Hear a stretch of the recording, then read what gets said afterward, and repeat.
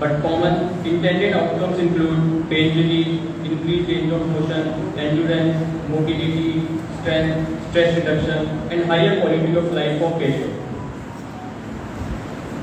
Physiotherapists are able to work anywhere. They can work in hospitals, healthcare centers, NGOs, gyms, as ergonomic care advisor, in special schools for physically handicapped children, at old age residential homes, as a sports physiotherapist, practitioner, private practitioner, lecturer, and a clinical researcher. Now, I would like to invite Dr. Jasleen Kala to share her views on the topic ergonomics.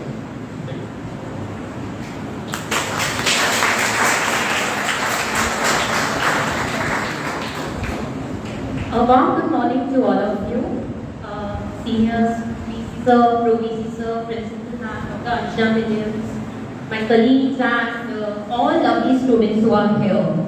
So first of all, I wish you a very happy Physiotherapy Day. We just need look for the occasions to celebrate. That's it. तो अभी doctor तन्मय ने बहुत अच्छे से बताया कि physiotherapy day हम क्यों मनाते हैं और फिजियोथेरेपिस्ट का क्या क्या काम होता है. तो मैं इसमें बस एक चीज़ ऐड करना चाहूँगी जो मैं सारे अपने पेशेंट्स को और अपने स्टूडेंट्स को यही समझाती हूँ या मेरा जो विचार है इस बारे में कि ह्यूमन बॉडी जो है, जो मानव शरीर है, वो एक मशीन के समान है. आपने सुना होगा कि पहले के लोग ये बोलते थे कि शरीर एक मशीन है, आप इससे जितना काम निकाल लेंगे निकल जाएगा और अगर यूज नहीं करेंगे तो जंग लगना शुरू हो जाएगा. तो सेम ह्यूमन बॉडी जो है वो एक मशीन है और जो इस मशीन का मैकेनिक है वो एक फिजियोथेरेपिस्ट है. तो फिजियोथेरेपिस्ट आपके लिए वंडर्स कर सकता है, आपके पेन को, आपकी मोबिलिटी को, आपकी हर रिहैबिलिटेशन प्रोसेस को बहुत ज़्यादा इन्हांस करता है. तो अभी सर ने बहुत अच्छे से बताया कि फिजियोथेरेपी है क्या. तो आज we are just discussing about a small topic, that is, let's talk on ergonomics. I think आप adjust हो जाइए, then we'll start with the session.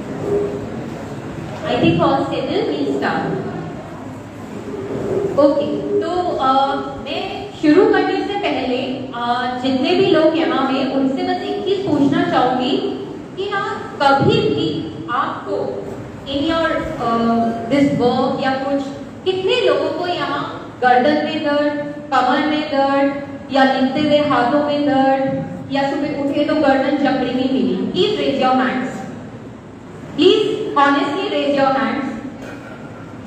Majority. Doctor Tanvi, you have patients and then you see कि OPD में patients नहीं है. बताओ. You should visit doctor तन्मय को बताएं. ओके, सो मेरा पूछने का मतलब यही था कि जब हमें सुबह उठते हैं या जब हम काम कर रहे हैं और हमारी गर्दन में दर्द है, कमर में दर्द है, लिखते लिखते हाथों में दर्द है, तो वो सब दर्द की जो वजह है वो आपका वर्क है. 70% of your pain is related with your workplace and your posture. है ना?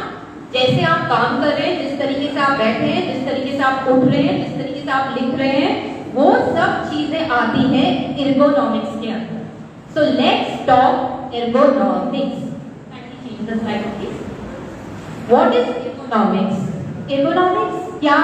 Ergonomics हम it's roughly defined as a study the working environment. तो working environment सिर्फ यही नहीं है कि जो ऑफिस में काम कर रहे हैं. अगर मैं एक लेडी का एग्जांपल लूं जो कि होम मेकर है और वो घर में सारे काम कर रही है, तो वो किस तरीके से बाल्टी उठा रही है, किस तरीके से सब्जी काट रही है, किस तरीके से गर्दन झुका के काम कर रही है। तो जब भी पेशेंट आपके पास आता है या कोई भी XYZ आपके पास आ रहा है और वो आपको ये बताए कि मेरी गर्दन या कमर में दर्द है, तो थेरेपिस्ट का सबसे पहला क्वेश्चन यही होता है कि आप करते क्या हैं, व्हाट इज योर प्रोफेशन। क्योंकि प्रोफेशन से ही आपको एक हिस्ट्री मिल जाती है कि आपने ऐसा क्या किया होगा जिसकी वजह से आपको ये प्रॉब्लम हो रही है। तो एर्गोनॉमिक्स इसलिए इम्पोर्टेंट है ताकि आप ये पता लगा सकें कि आपका वर्क प्लेस कैसा है, आपके वर्क प्लेस में से क्या फैक्टर्स हैं जो आपकी कंडीशन को इन्हांस कर रहे हैं और आपकी कंडीशंस को बढ़ा रहे हैं। तो एर्गोनॉमिक्स का गोल यही है कि आप उन फैक्टर्स को रूल आउट कर सकें और उन पे काम कर सकें कि ताकि उन जो चीजें आपको प्रॉब्लम दे रही है आप उन्हें रेक्टिफाई कर सकें। तो इसीलिए we took a topic ergonomics, ताकि आप भी देख सकें कि अगर जिसको जो जो प्रॉब्लम है वो क्या ऐसा काम कर रहे हैं, आप बैठे हुए पढ़ रहे हैं या ऑफिस में काम कर रहे हैं, तो आप उन्हें रूल आउट कर सकें। नेक्स्ट एर्गोनॉमिक्स के 4 पिलर्स हैं: prepare, prevent, protect and respond. Basically ergonomics इसलिए इम्पोर्टेंट है कि आप प्रॉब्लम को पहचान सकें और उस प्रॉब्लम का सल्यूशन निकाल सकें, ताकि आपकी जो भी आउटपुट है वर्क का वो इंक्रीज हो सके। सपोज अगर सर का काम है, हमारे पीसी सर जो है उनका पूरा जिम्मेदारी उनके ऊपर है और सर को गर्दन में दर्द है, तो I have to improve your working place ताकि आपका आउटपुट ज्यादा हो, आपके वर्क में इतना प्रॉब्लम ना हो। So this is the main goal for ergonomics, why we are here and why we are studying. Ergonomics सिर्फ प्रॉब्लम को फाइंड करने में हेल्प नहीं करता, बल्कि आपके आउटपुट को बढ़ाने में काम करता है, आपकी प्रोडक्टिविटी को बढ़ाने में काम करता है। सो एर्गोनॉमिक्स 3-4 चीजों पे 3 टाइप का है। अब किसी भी पेशेंट का या किसी भी आप में भी किसी को भी अगर कोई भी दर्द है, तो आपकी फिजिकल, कॉग्निटिव और ऑर्गेनाइजेशनल चीजों पे डिपेंड करता है।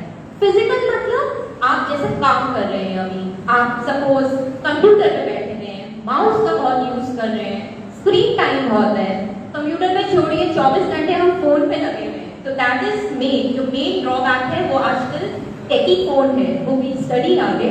तो दैट इज फिजिकल। कॉग्निटिव मतलब आप किस थॉट प्रोसेस में हैं, आप फिजिकली तो यहाँ है बट थॉट प्रोसेस आपका वो है।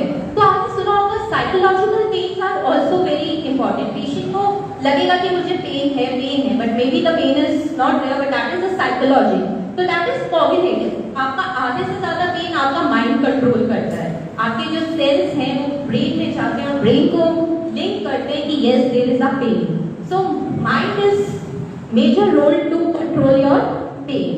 देन ऑर्गेनाइजेशनल मतलब जैसे आप वर्क एनवायरनमेंट में, suppose we are in this university, तो यूनिवर्सिटी में क्या रूल्स एंड नॉर्म्स है, आपको कितने घंटे काम करना है, आपकी सीटिंग चेयर्स कैसी है, आपको कितना लिखना है, तो that is all organisational. Okay, so okay, so what basically अभी एर्गोनॉमिक्स और पेन कैसे रिलेटेड है एक दूसरे में। हम लोगों की 3-4 चीजें हैं जो हम लोग एर्गोनॉमिक्स में कवर करते हैं। एक होता है हमारा रिपीटेटिव स्ट्रेस इंजरीज। आगे लीजिए डॉक्टर, आगे लीजिए। Repetitive stress injuries. Repetitive stress injuries आप लोगों को बहुत ही कॉमन है और आपने बहुत सुनी होगी। हाथों में दर्द होना, लिखते लिखते हाथों में दर्द होना, कंप्यूटर माउस का यूज करते करते बहुत ज्यादा हाथों में दर्द होना, Jhanjhana.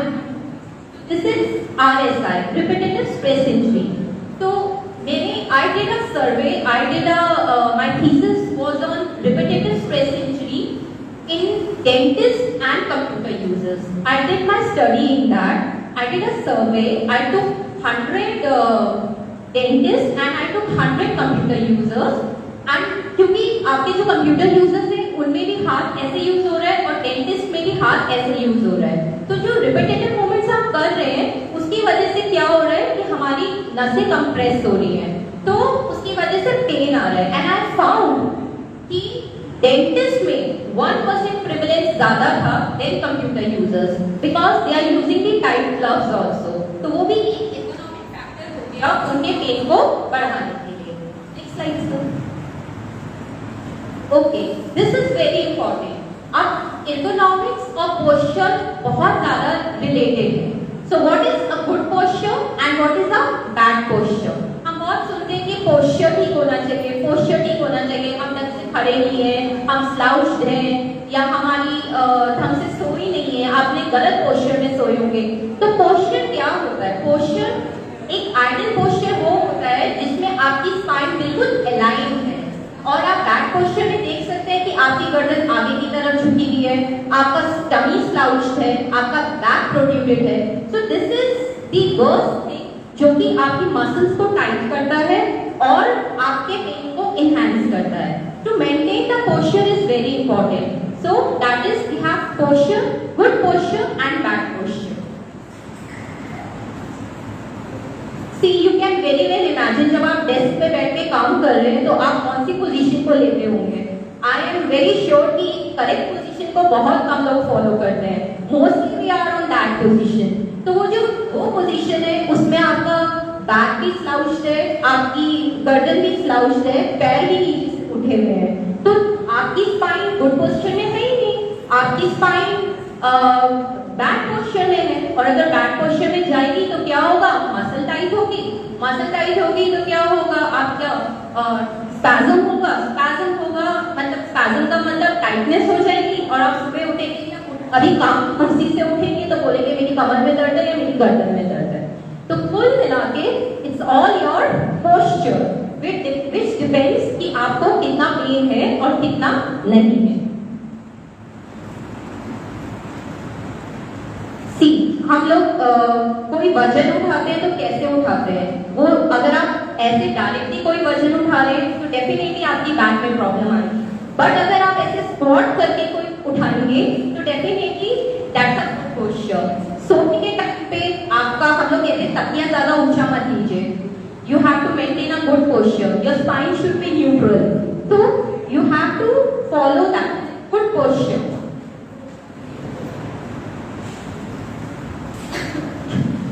Anybody tell me it's a good posture or a bad posture? Bad ना, फिर भी हम ये करते हैं, गर्दन झुका के चल रहे हैं, आगे देख के नहीं रहे हैं, लैपटॉप में ऐसे ही जा रहे हैं, बैड पोस्चर। तो पेन होगा या नहीं होगा? होगा। That's what. So we have to rectify our posture. Okay, this is very important and for all of us. The burden of staring at a smartphone. आप जब न्यूट्रली अपने फोन को पकड़ते हैं, जो हम कभी भी नहीं पकड़ते, उसमें भी हमारी गर्दन में 12 LV लोड है, 15 में 27 LV, 30 में 40 LV, 45 में 49 LV और 60 में 60 LV।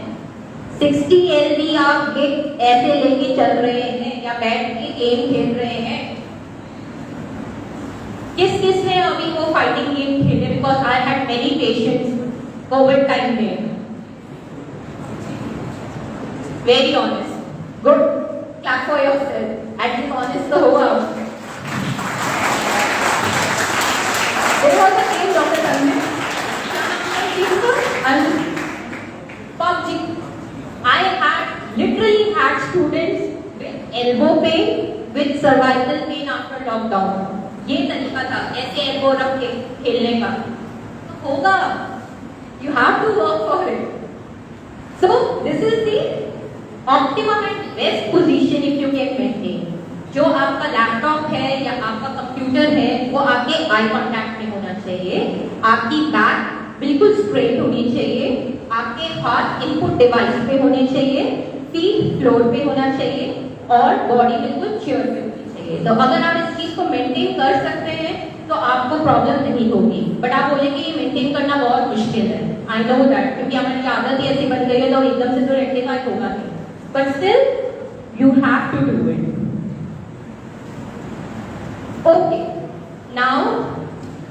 This was how to maintain that posture. But now what I would like, अगर आप सब कर सके, it's workout at work. That's what I tell to every patient of mine. कि आपको वर्कआउट करने के लिए जिम पे जाने की जरूरत नहीं है. आप वर्कआउट एट वर्क भी कर सकते हैं. बट कैसे? सिर्फ 5 मिनट निकालना है आपने. सिर्फ 5 minutes while you are studying, while you are sitting. And I would appreciate अगर आप वो सब मेरे साथ अभी करेंगे 5 stretches.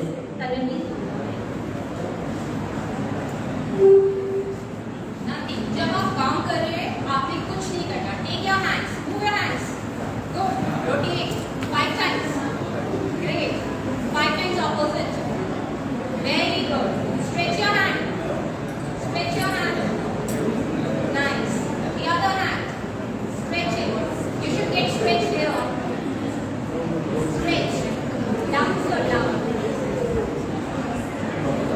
Yeah. Now stretch your shoulders. Everyone. Very good. Like this. Take your hand. Like this. The other hand. Straight and stretch it. Towards other side.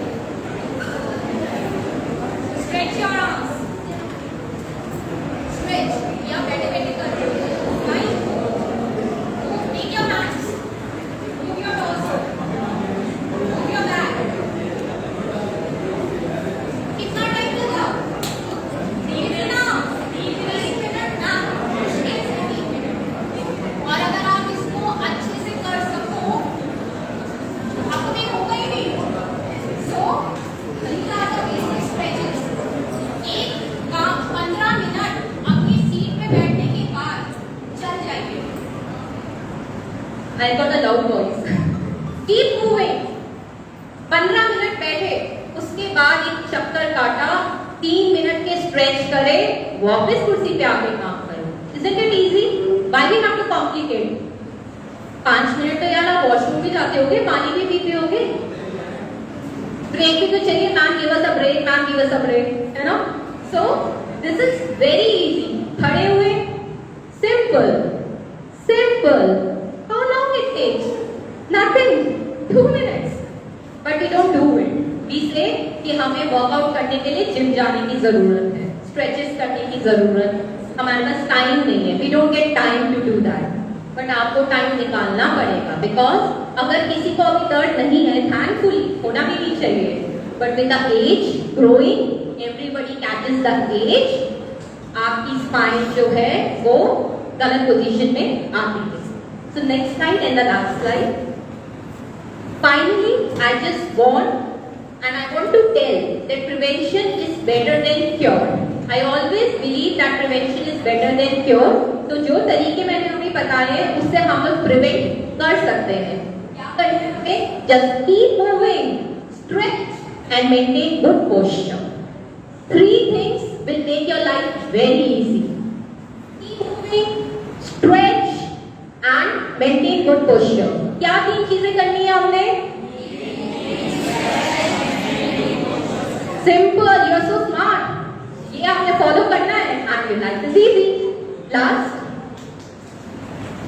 simple exercise to improve posture. और जो आप में से कुछ ज्यादा dedicated हैं और जो कर सकते हैं, सुबह 15 मिनट सिर्फ सन सैल्यूएशंस कर लीजिए, सूर्य नमस्कार. It includes all your muscles. It will stretch all your muscles. So if you do that, if you just can give 15 minutes to yourself, absolutely pain-free body. So I hope you will inculcate the habit of maintaining the good posture, and you will definitely do some exercises, and you will see next time. आप जिनको दर्द था, अगर आप ये सब करेंगे और उसके बाद मुझे 15 दिन बाद फिर बताइएगा कि आपका दर्द इम्प्रूव हुआ है. So thank you for being a patient and lovely audience.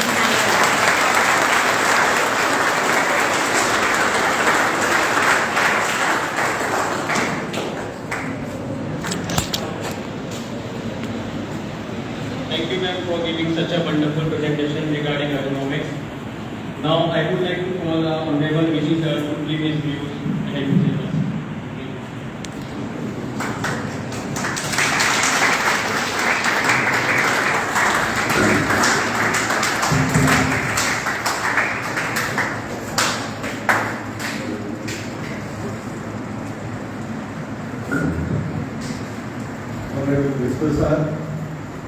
Bhaskar ji, principal Anjana ji, सभी मेरे रजिस्ट्रार साहब, हमारे फैकल्टी मेंबर्स, डियर स्टूडेंट्स,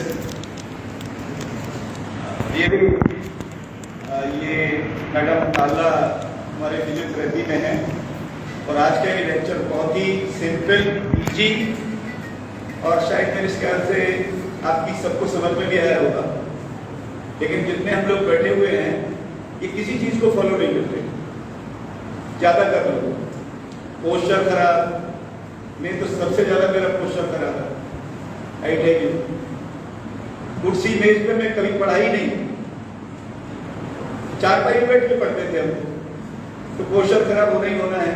और मैंने हाथ नहीं उठाया क्योंकि मेरे को कई तरह के पेन है, स्पोंडिलाइटिस भी है, सर्वाइकल भी है, गर्दन में दर्द होता है, पैर में भी झंझनाहट है, अभी भी मेरे पैर में झंझनाहट है। तो ये चीजें हम लोगों को है और ये really it was really a very wonderful talk और बहुत सिंपल वे में उन्होंने कुछ चीजें बताई। ये तीनों चीजें कैसे हम प्रिवेंट कर सकते हैं, क्योर पे जाने से पहले बेटर है कि हम प्रिवेंशन की ओर ज्यादा ध्यान दें। और मैं समझता हूँ कि इस एक्सरसाइज को शायद अभी प्रिंसिपल साहब कह रहे थे कि इसको हम रोज कराएं तो ज्यादा अच्छा है, तो प्रिंसिपल साहब का भी फिगर ठीक हो जाएगा और मेरा पेन भी ठीक हो जाएगा। देखो बच्चे हंस रहे हैं लेकिन उनको कोई तकलीफ नहीं है, कोई पेन नहीं है, अपने पास वो पेन नहीं रखते, दूसरे को दे देते हैं। That's also a good thing. तो ये फिजियोथेरेपी भी आपको सबको ये पता होना चाहिए कि we are having the PPT programme in our university एंड ये हमारा बहुत अच्छा प्रोग्राम है और हम समझते हैं कि वीक में एक दिन I would like to request doctor Tala to have an exercise, सब लोग ग्रुप में हम लोग करें एक साथ तो ज्यादा अच्छा रहेगा, क्योंकि अकेले में हम नहीं करते हैं, ग्रुप में हम कई बार फोर्स ग्रुप में करना स्वीकार कर लेते हैं, तो सब लोग करें तो ज्यादा अच्छा रहेगा। एक चीज मेरी समझ नहीं आ रही थी कि ये जो इससे भी पेन होता है, हाइजीन पेन में तो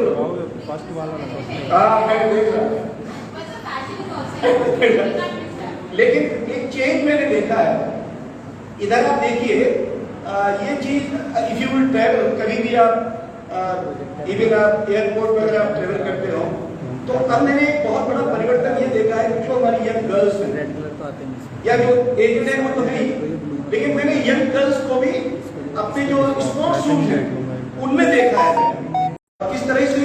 इवन इसके साथ साथ एक चीज है, तो एक्सरसाइज के साथ साथ एक चीज और मैं नोट कर रहा था कि आपका जो फर्नीचर है, आपकी जो टेबल चेयर है, उसकी बनावट कैसी है। कई बार एक्चुअली वो भी अगर साइंटिफिकली नहीं है एंड तो नेचुरली आपका पोस्चर अच्छा नहीं होगा।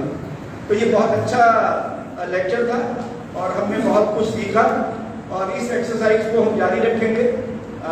इनसे कहेंगे कि किसी दिन सैटरडे को या किसी दिन ऐसा टाइम निकालें हम लोग 10-15 दिन के लिए हॉल में नहीं, एक फील्ड में बैठ करके भी हम एक्सरसाइज को कर सकते हैं।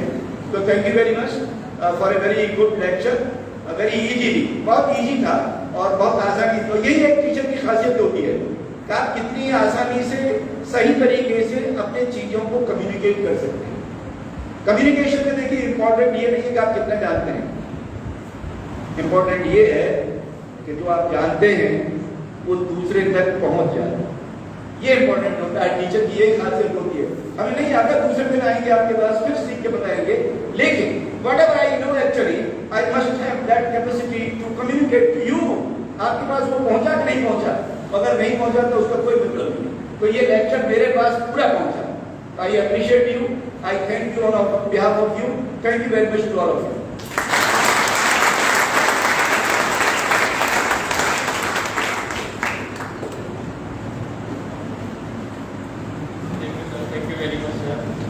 Thanks to everyone for joining us today. Thank you. Okay, thank you very much. नमस्ते। एक्सरसाइज करो सर। ये लोग बहुत हैं।